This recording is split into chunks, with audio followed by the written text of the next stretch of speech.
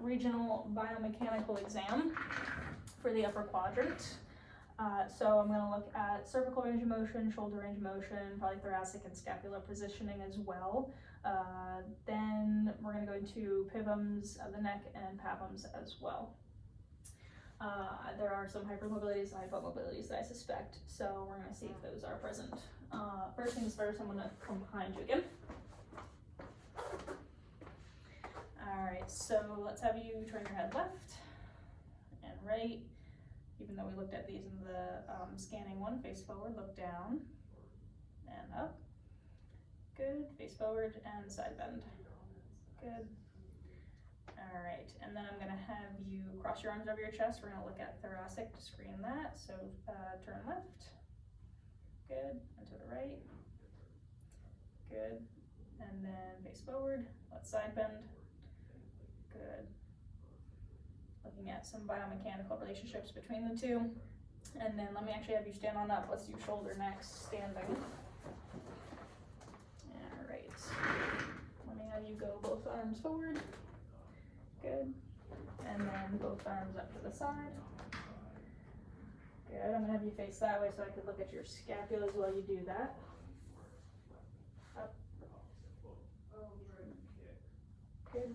And back down. And up to the side. Good. Alright.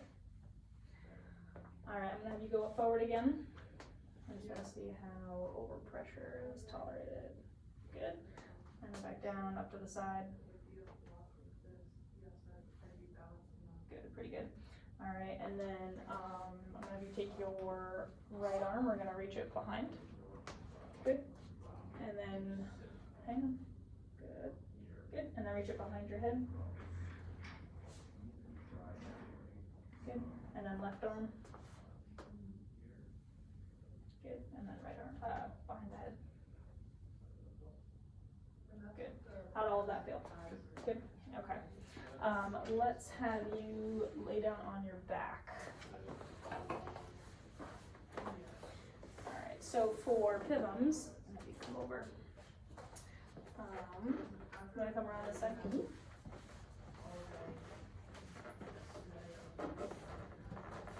So pivums of cervical, I'm going to come under and cradle his head so that I can then assess the intervertebral spaces and bring him up into flexion and extension. Alright, so I'm going to try to get on those. We'll try to visualize that. Slide up a little bit more towards me. Good. Alrighty. So I got his muscle bulk over here, sliding over. There's his spinous processes. I'm gonna start down at C7, between 7, T1, and C7 and C7 and C6. And we'll bring up. I'll slide up a segment.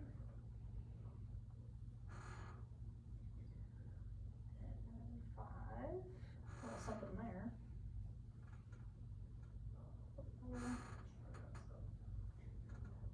3 and 2, 1. 1 doesn't have 1, so now I'll go into extension for that. Feeling okay so far? Yep. So now I'm going to lower. I'm going to kind of allow his upper cervical to drive some of that extension there, and extension, closing down. Spinous processes are coming together. A little something at 5. And 2. So, alright, so that's flexion extension for pivums. Let's see how passive rotation feels and looks.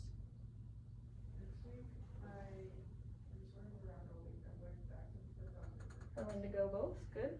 And side bending. He's got some good range. Alright. And then, so pivums, and then let's get into pavums. So pavums, I'm gonna come from behind. We're gonna do some PAs from behind. I'm gonna rest that right there. I'm gonna come underneath on either side of the transverse processes of each, and I'm gonna push to do a little PA assessment there for PAVMs, the accessory glide of that motion. I don't really want to be on the spinous processes because those typically aren't comfortable in the cervical spine. So under, I'm going to make sure he's in neutral for this first a little bit, so I'm going to hold with my my wrists a little bit. Doing okay?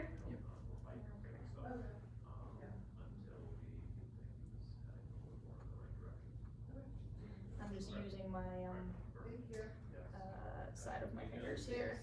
Come up.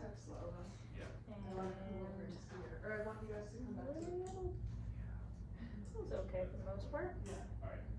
Going back down, working my way to feel again.